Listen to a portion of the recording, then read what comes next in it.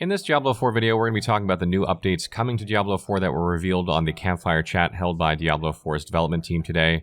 These include balancing changes, they include altars of Lilith and whether they'll need to be redone between seasons. They'll be covering gems in the stash, as well as a few other things.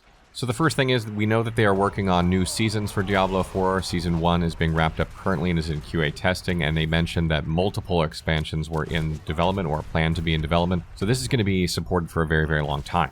There's also a huge patch coming that includes performance changes to it that might actually need a maintenance takedown to do. A lot of the patches you've seen, the hotfixes, etc., have been on the fly where you have not had to log out of the game in order to update them.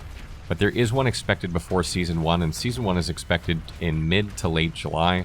So we should be expecting a huge update with balancing changes, etc., to hit sometime in early July. Now, they didn't mention exactly what these changes are going to be for each class, although they did mention a couple specific changes, namely to do with resource generation. They're looking into buffing resource generation for classes that are struggling with this issue, though they didn't elaborate on what exactly that would mean. Another change they mentioned was the corpse explosion from Necromancer that leaves the shadow dot all over the screen that makes it so people can't see anything is going to be patched, so that players can also, be able to see what's going on in the ground and not, stand in harmful AoEs. Another really hot topic in this live stream was Dungeon Elite packs and XP and how to, kind of balance that and make it standard across the board. What Blizzard basically said was that players were using dungeons, regular dungeons, instead of nightmare dungeons because they were more efficient to farm gear and experience. And what they really intended the nightmare dungeons to be was the endgame activity, not regular dungeons. So they want to reward players more for doing nightmare dungeons. So in order to make it more rewarding for them, they're going to increase the XP that players gain from the mobs inside Nightmare Dungeons. It didn't sound like they were going to increase the mob density in these dungeons, that you were just going to get more XP in general. And the other notable change is that Sigils will now create a portal for you to go into that dungeon specifically, so that you don't have to travel all the way there. And if you're at the end of a Nightmare Dungeon, you can just pop your next Sigil, a portal will open, and you'll be able to travel right next to the next dungeon. So it saves you a lot of travel time, making it more efficient for you, pushing you more to the endgame loop that was intended. And this change is aimed to happen before Season 1 launches, so this should be part of the huge update that's expected. Another thing that was talked about at the beginning of Season 1 was whether or not players would have to recollect all of their altars of Lilith and rediscover the map again, or how this would be handled on new characters that are starting from scratch on Season 1.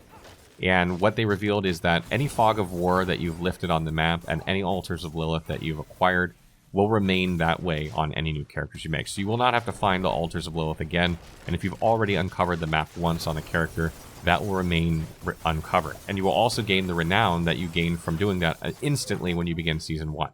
This should be enough Renown to unlock the first 2 tiers of Renown on the Renown board.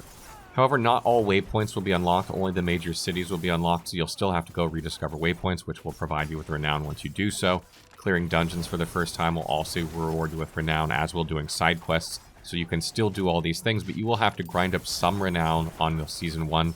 It just won't be via Altars of Lilith or discovering areas on the landscape. Another thing discussed was gems and how to handle gems. Currently, if you have been playing this game at all, you know that gems are a pain in the butt. You stop picking them up at some point simply because you don't need any more of them. They take up spaces in your very limited inventory and in your stash. And what Blizzard is looking at doing sometime around Season 2 is changing them to a currency, so when you pick them up, they don't actually go into an inventory slot, and you can just use them to craft higher level gems from your materials, kind of like how you do when you upgrade or anything like that. That's a fantastic change in my opinion, but 3 months down the road is kind of far, so I was kind of hoping to see that sooner. Another change they mentioned was the caps on crafting materials are being increased. They didn't mention how much they would be increased, so I don't know exactly what that is, but they did say that this change would take place before Season 1, so you can expect this in the next big update as well. Another issue discussed was resistances, elemental resistances specifically, and how they're less valuable than they would like them to be. This is because armor provides half of its value to elemental resistances as well as physical resistance. So they're aiming to make some changes to this for Season 2. This will not be present in Season 1. They did not elaborate on what exactly those changes were, but they're aiming to make resistances more, part of your build and something you'll focus on that actually do something that you want. And they also mentioned that every season that comes to Diablo 4, you can expect new content. They're obviously going to be adding bug fixes and quality of life improvements to each quarter when they do these new seasons, but their main priority for each season is to give you a new experience by delivering new content, so you can expect lots of new content with each season. Another change they're working on implementing is hardcore players dying in unexpected ways, whether they should have been, immune, or whether there was a bug that caused them to die and they shouldn't have. They're investigating why these players died. Some prominent streamers died this way, so I think it's getting a little bit of attention.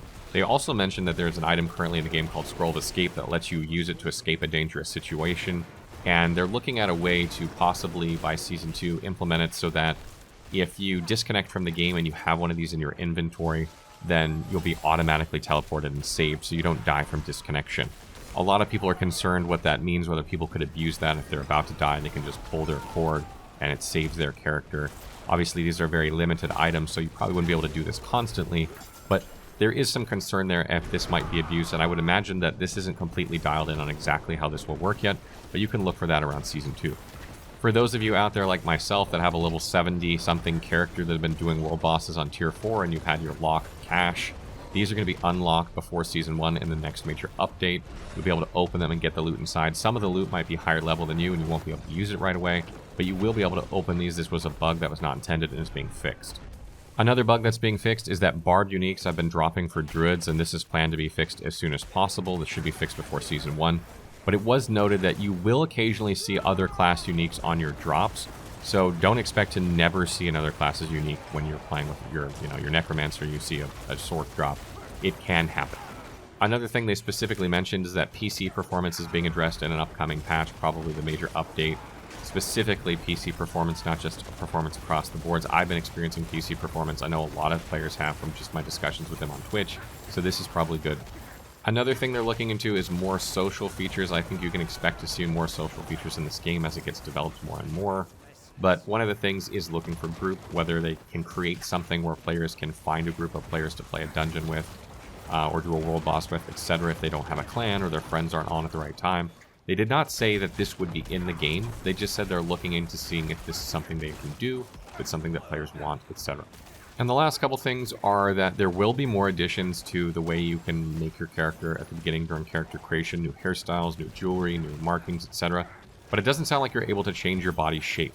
So, if you don't like being a huge druid, then unfortunately don't play a druid. It doesn't sound like that aspect is being changed, but there will be more, custom changes to it with the hairstyles, jewelry, etc. to give you more options in terms of their visual appearance. And then lastly, they did say that the gear stash would be improved over time. They did not elaborate on exactly what this means. They did not say how many tabs they would be increasing things to, or whether they'd be expanding tabs, or what their idea of an improved inventory system is. They simply said that it would be improved over time, and they were looking into what they wanted to do. They didn't give exact details. So that wraps up our video on the changes that were announced today by Blizzard. There are a lot of changes here. A lot of them are good. I don't think a lot of these can come fast enough for most players. And obviously, with Diablo 3, we saw that Diablo 3 evolved over time into a much, much better game than it was at launch. So I have a lot of faith here that Diablo 4 will do the same. Diablo 4 is already starting in a much better place. So I think, the sky's the limit in terms of where it can go. And I think this game will be much, much better in a year time or so, with a lot of these quality of life improvements and bug fixes implemented. Stay tuned, because we will have a patch video going through the new patch once it's announced what these changes are going to be. I would imagine this is probably going to be in the next 2 or 3 weeks, so keep an eye out for that. Let me know what you guys think of the changes. How are you guys enjoying Diablo 4? Are some of these changes things you're dying for? What didn't make it onto the list here? What are things you would like to see? Let me know in the comments below.